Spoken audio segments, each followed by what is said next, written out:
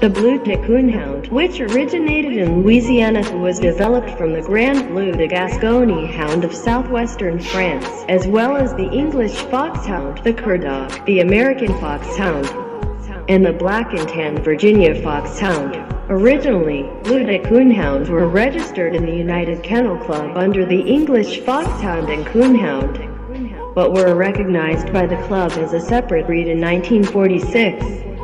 Blue de Coonhounds are also recognized by the Australian National Kennel Council and the New Zealand Kennel Club.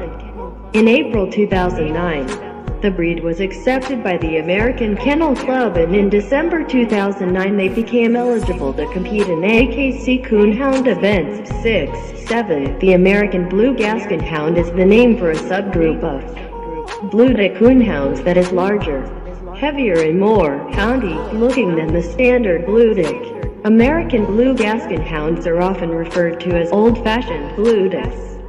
This is due to their appearance and colder nose or slower style of tracking compared to other modern coonhound breeds.